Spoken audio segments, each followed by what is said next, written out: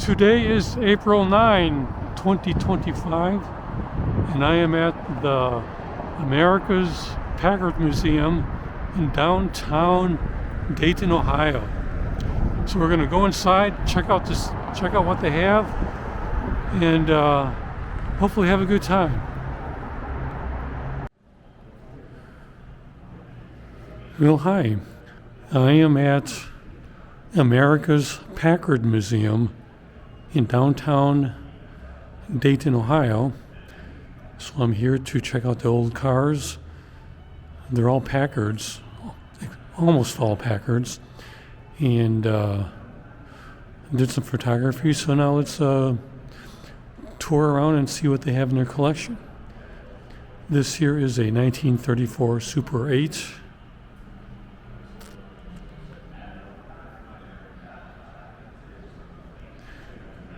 This is a 1928 Custom 8 convertible sedan.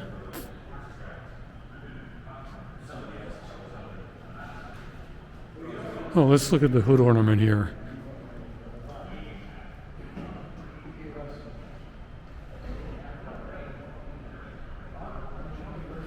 That one is a little more fancy. Let's check this out too.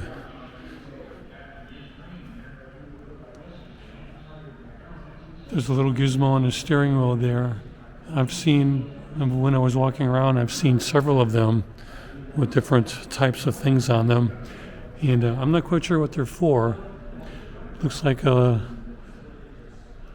extra seats inside here.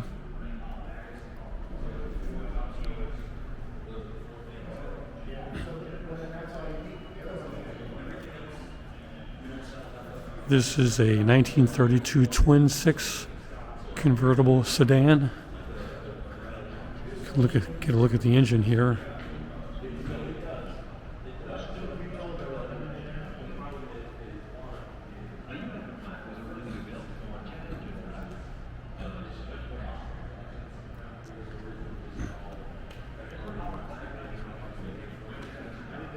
This is a 1958 Packard Hawk.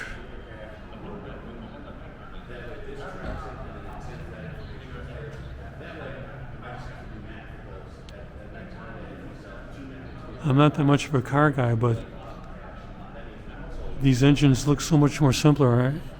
I'm thinking even someone like me could do some engine work on that. They're so complicated now. And this is the oldest Packard they have in the collection. This is a 1902 Model F.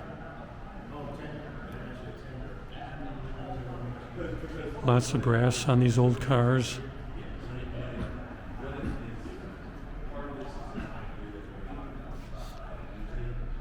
Here's the horn.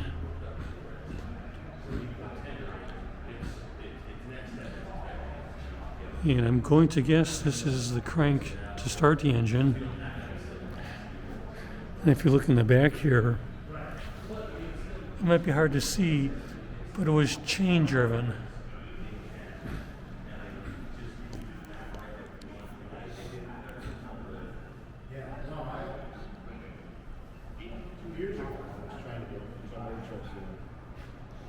Use this to its fullest, because what can happen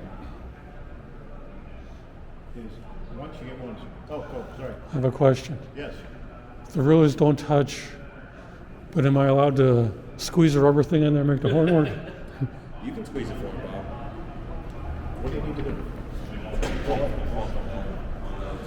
Oh gosh. Yeah, let's hear the horn.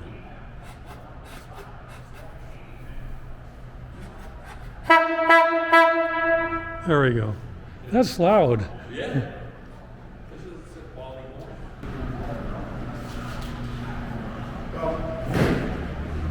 There's one for what you think.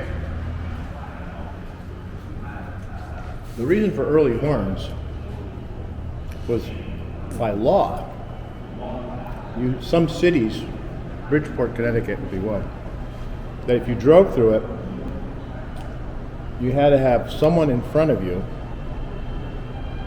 walking, and you had to honk your horn every so many feet, like a boat in the fog. alert people. Warn people you're coming? Yeah. I never knew that. Not the later ones, but the earlier ones, they were more for announcing. The same thing with lights.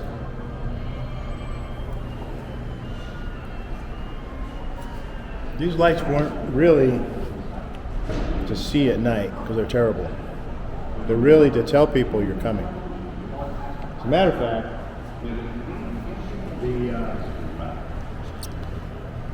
if you got a minute, I'll show you. These are too old but here's an interesting point. Yeah, here we go. Well, we can do it here. This is the beginning of it. You think that's a brake light. That's not. That's the running light to alert people behind you that there's a car in front of you. Okay. So it's alerting. If we go over here, 1928,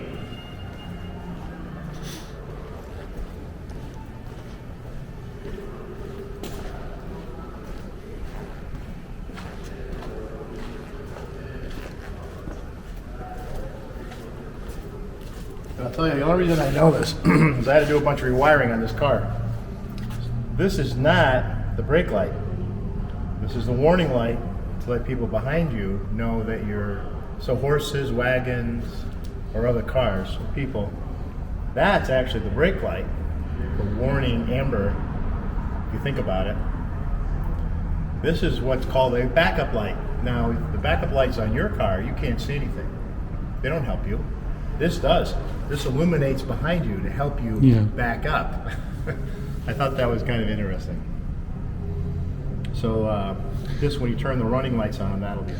Yeah, well, I would assume things weren't really standard back in the day. Well, not quite yet, yeah. And then maybe there were local laws that... Yeah, actually, early on it was state by state. They had their own traffic laws, and maybe city by city. Some didn't care, but some cities did care.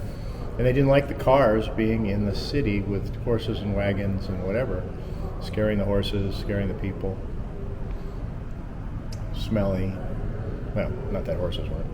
Well, I read an article once where the automobile was lauded because it was solving the pollution problem. Yeah. From horses. Yes. Well, yeah, right. True.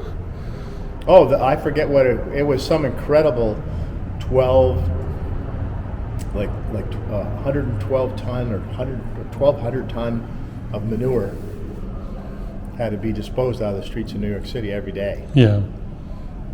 So they said, oh, that's a step in the right direction. But I think we found out today that we traded.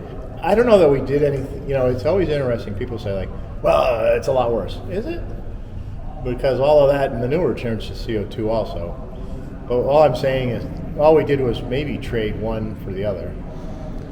Yeah. And now this cars today, I'll tell you it's funny, haha. It's not, well, maybe it's funny peculiar and not funny, haha. A good friend of ours' mother drove her car in the garage, parked it, forgot to turn it off. And it's a split level type house. She got out of the car was running.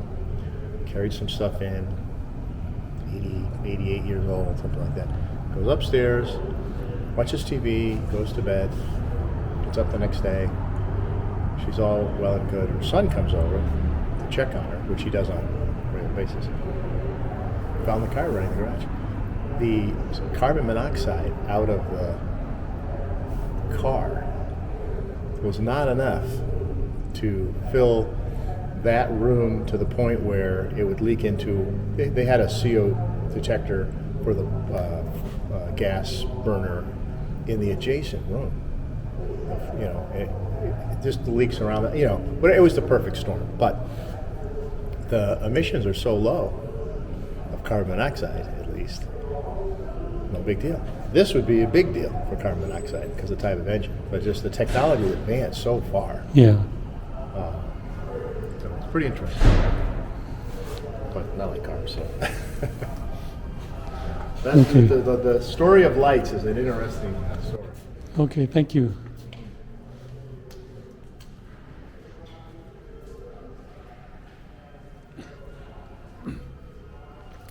It's always fun when talking to the video. It's always fun when we have staff and volunteers who want to tell you about what they have. So, okay, where was I? Oh,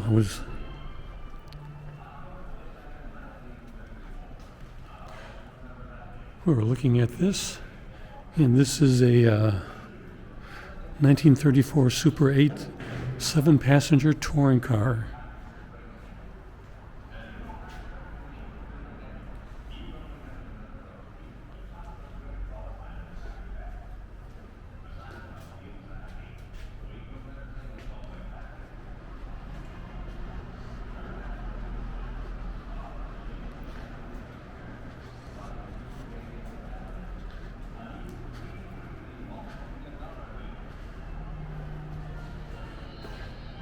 Oh, I lost where I was at. I believe I remember saying 1958 Packard Hawk. So I believe we have maybe not have seen this one yet. This is a 1914 model 4-48 runabout.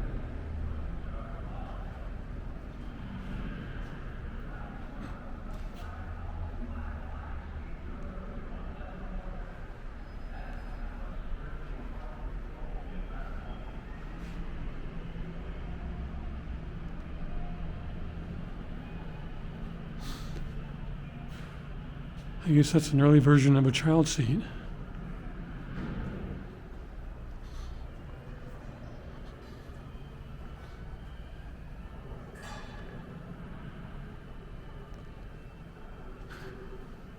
Let's see, this is a 1930 Model 734 boat tail speedster. So yeah, look at that. Look at that rear end.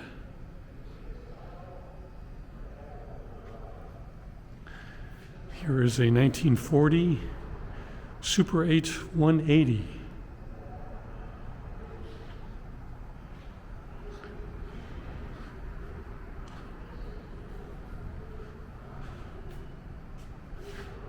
See, that's a 1932 prototype twin 6 V12 engine. That thing is huge. It's just a monster.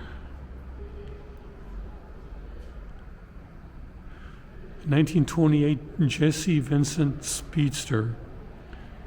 So the sign says in 1927, Jesse Vincent, head of Packard Engineering, was given permission to build a special speedster. So there you go.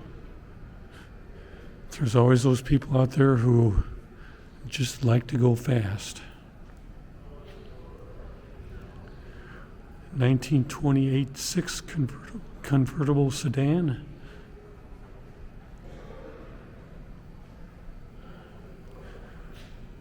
1941 120 convertible. So it says it right there. 120. It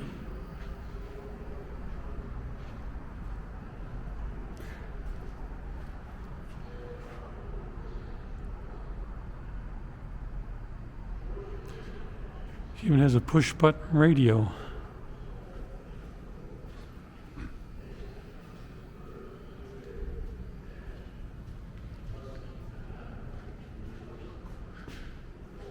And where is the sign for this thing? Let's quick look in the back here.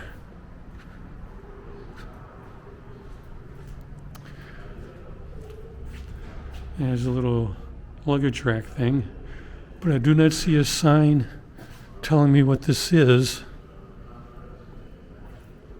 But it is a touring car. It's a limousine style. Here is a 1940 Super 8 160 convertible sedan.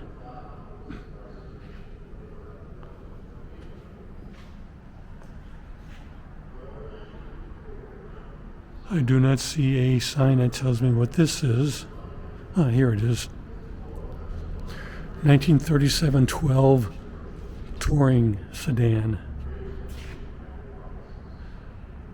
That engine looks like they just came off the factory floor. It's got brand new belts in here.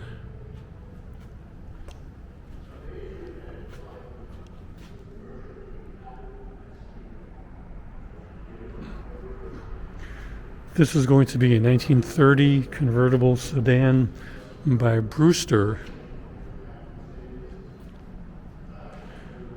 Brewster and Company of New York had a long and prestigious history dating back to 1810, building carriages for the American gentleman.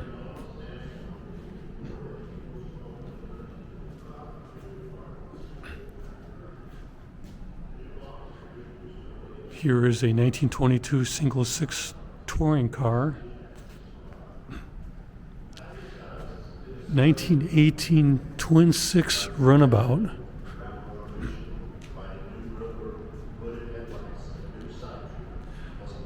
No, if you're ever here, no promises that this will stay on display, but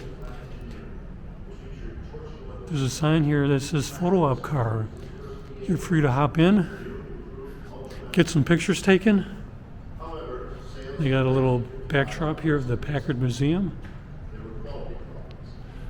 So while everything here is don't touch, you can actually hop in on this one.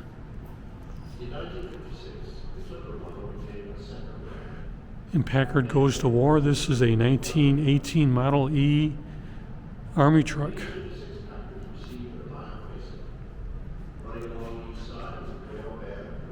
(1935) 8 Club sedan. You almost want to see that car in an old gangster movie. 1934 8 Coupe Roadster.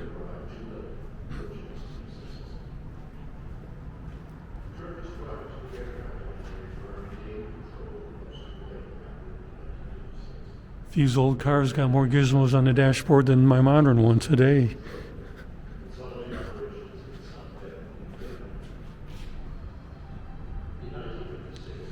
(1933) 8 touring car. Here's an old workhorse. A 1919 Model E5 tow truck.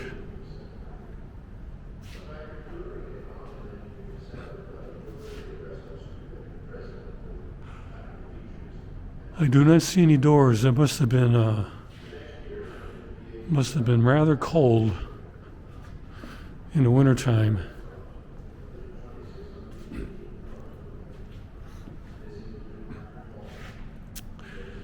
The radiator is just exposed, though they had the guard on there, but still, rocks might get kicked up and hit the radiator there.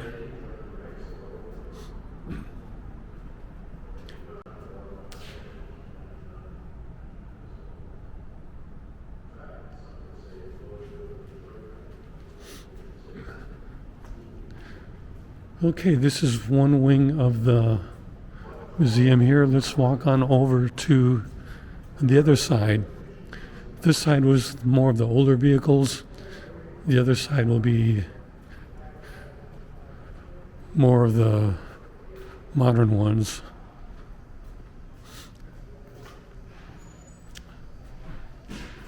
How about this for you guys who collect pedal cars?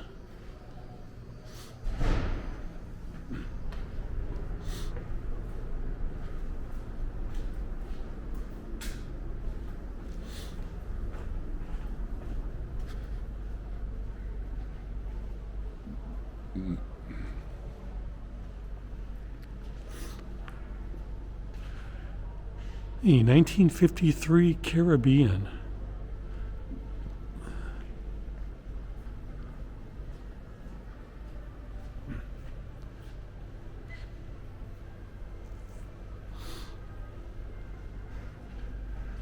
Now, as we all know, the cars in the 50s started having these tail fins, and they got more extreme later in the decade. But I'm thinking 1953, that is early in the decade, and I don't think they were really doing the tail fins then. So this might have been one of the vehicles that helped influence that design. That's just a guess on my part. Give me a comment if you can straighten me out on that. 1942 Custom 8 Clipper touring sedan.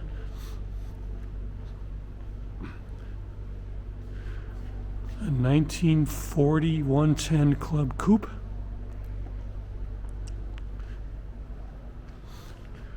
1941 180 Custom 8 Sport.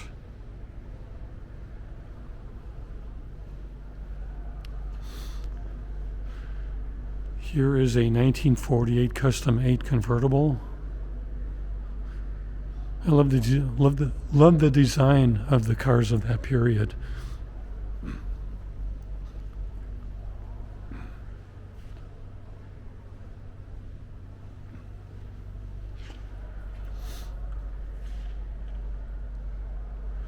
See, this is a 1946 Custom Super Clipper.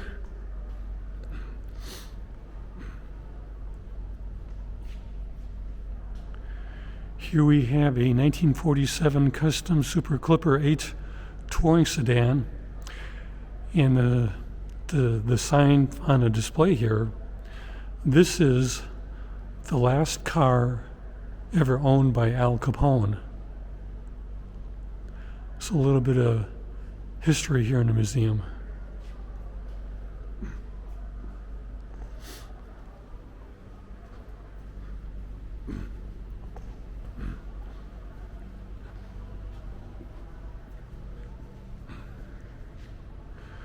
(1952) Parisian Coupe.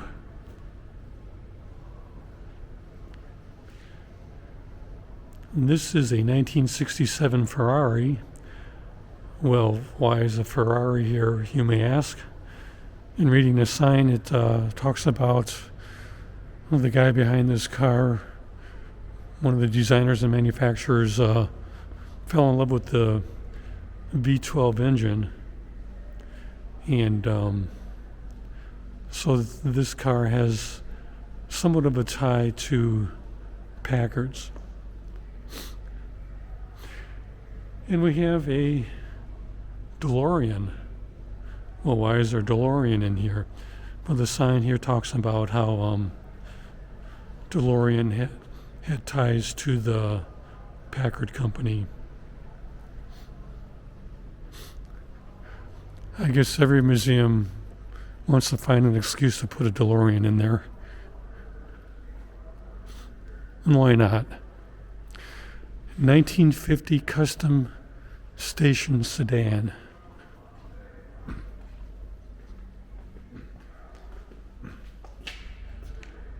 A little hard to get a good angle on this thing.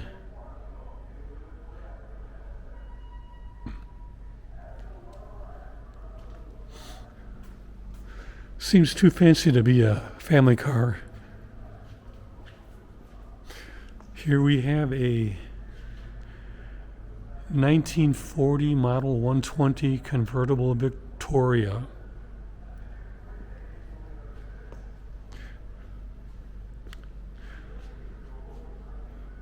The lights in the back there might make it hard to see these on the video. This is a 1954 Clipper Deluxe sedan.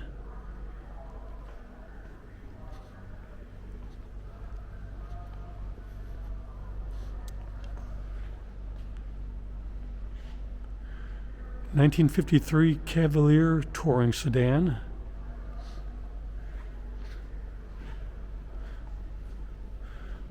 A 1953 Mayfair.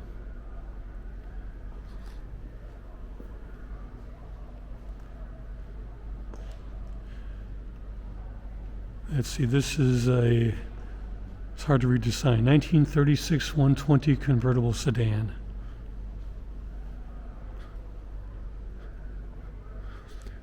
Going back to this car here, it has two rear view mirrors. as opposed to one, you adjust it so that it's a view that would be kind of close to the car going back, and the other one where you can get a more wide angle. That's my guess. I'd have to be able to sit in it and adjust it, which of course we're not allowed to do.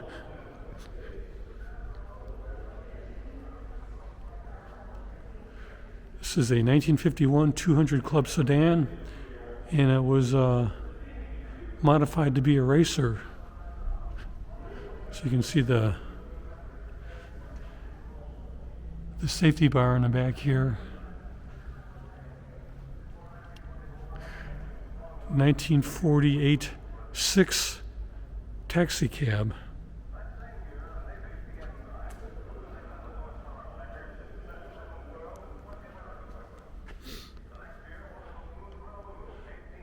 No cab meter inside though. Let's go over to the end here and work our way back. But before we do that, let's go into this little room here. Oh, here. This is a Packard J47 turbojet. So they did dabble in a few other things.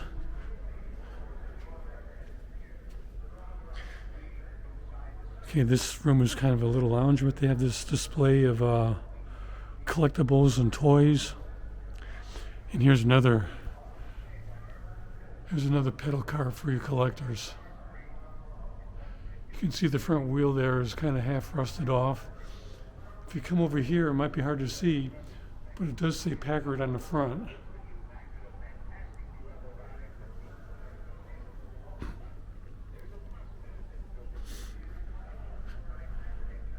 We have some artwork.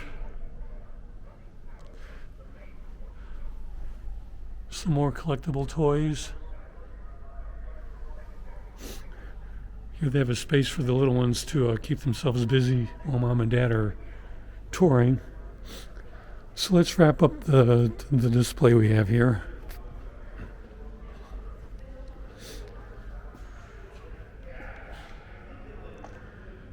And this is a 1949 Studebaker.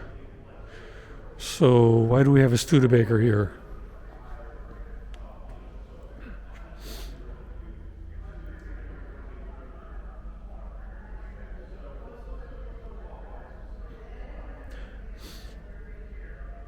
It's Studebaker's middle-class appeal and its creation of new designs and innovations were key factors to Packard's merger with Studebaker. Okay.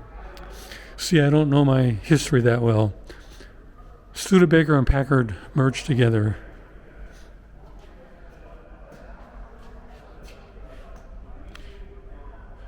(1954) Caribbean.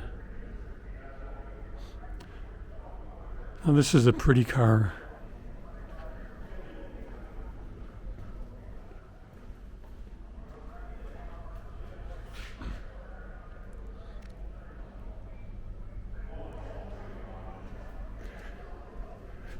In 1955 Caribbean.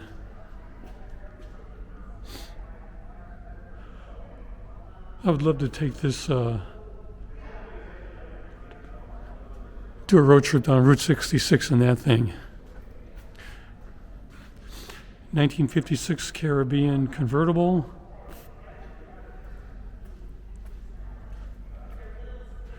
'56 Caribbean hardtop.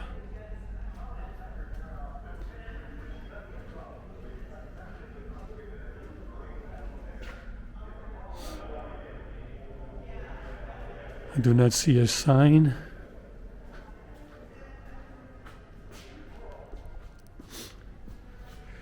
And here's a hearse.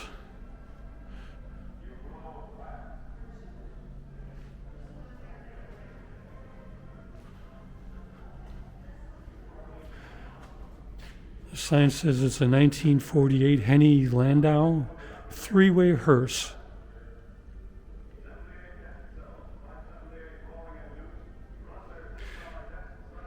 In the 1972 Francis Ford Coppola movie, The Godfather mob boss Don Vito Corleone is taken to the cemetery in this beautiful hearse.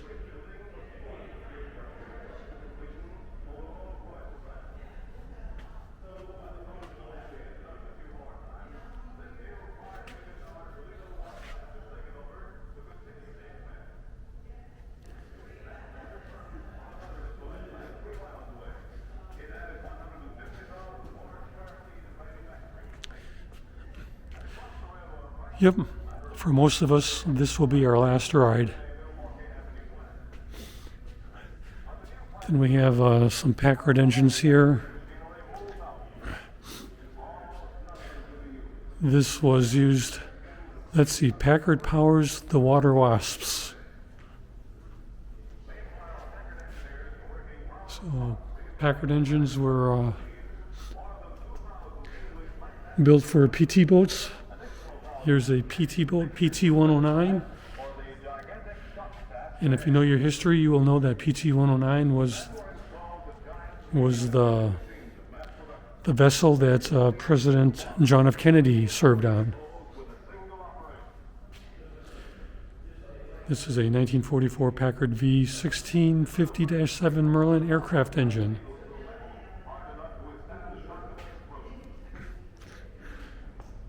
But there you have it. America's Packard Museum in Dayton, Ohio. Very nice collection. Very beautiful vehicles. So I hope you enjoyed walking through here with me. And before I sign off, let's do a little bonus here. Look at the displays.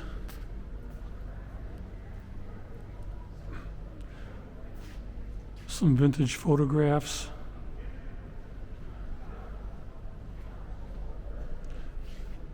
Vintage parts. Vintage toys. One more display.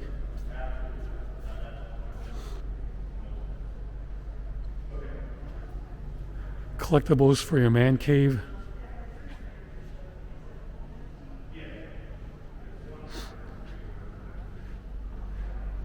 And more artifacts in history.